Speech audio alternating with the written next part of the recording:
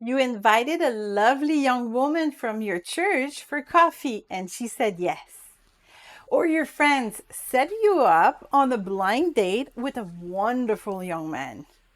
Or perhaps you exchanged a few messages on a Christian dating site and the moment has finally arrived to meet in person. Let's be honest, are you feeling a little bit stressed? That's perfectly normal. We only get one chance to make a first good impression. But don't worry, you just have to prepare yourself.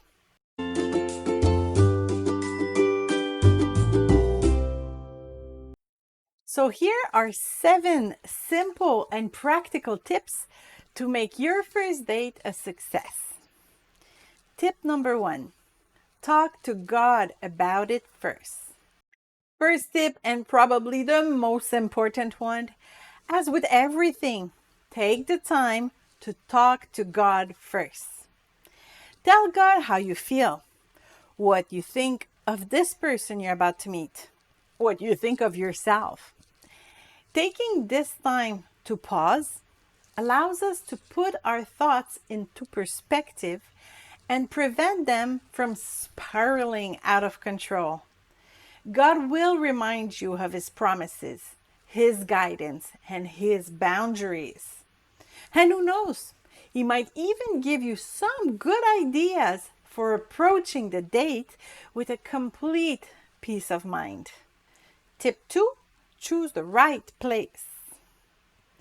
A first date should always take place in a public place, not too noisy, where you feel comfortable talking. But beware of the pitfall. Don't go somewhere too familiar. If all the employees at the cafe call you by your first name, the other person is likely to feel uncomfortable. Even if it seems very spiritual, don't plan a first date at your local church because this could spark all sorts of unnecessary gossip. Just find the right balance between comfort and discretion. Tip 3, eliminate distraction. Third point, turn off or silence your phone. Please don't answer any calls or texts unless it's a genuine emergencies. If you're going for a job interview, you wouldn't answer your phone in front of the interviewer, wouldn't you? The same applies here. Forget social media for 2 hours and be 100% present for the person in front of you. Tip 4, go alone. Tip number 4, and believe me, it's a must. Never bring your friend or family in a first date.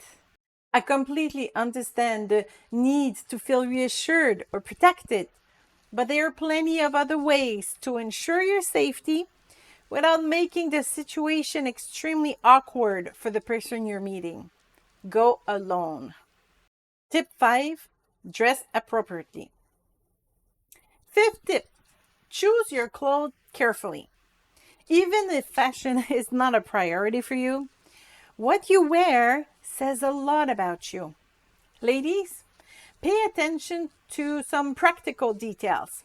A top that looks great in the mirror can sometimes reveal too much, when you lean over at a table. So check that out.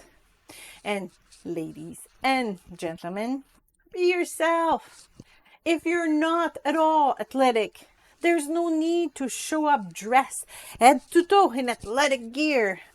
Just be yourself in something neat, comfortable. Tip 6, the bill. 6 point, the bill. If the idea of going for coffee or tea was your suggestion, it's very classy of you to offer to pay, especially if it's just a coffee or tea. On the other hand, if you opt for a restaurant, it's generally customary on a first date to each person to pay their share. Of course, if one of you offers to pay it all, that's perfectly fine. But even if the other insists on paying, always contribute. Offer to contribute something. It shows that you're thoughtful and independent person. Tip 7, have fun. Last tip, have fun. Get into the mindset of having a good time. Even if this person does not become your future spouse, they are still a child of God with whom you have at least something in common, which is your faith. Prepare some conversation topics if you're worried about awkward silences, and keep the joy alive. As Philippians 4:4 reminds us, rejoice in the Lord always. I will say it again, rejoice.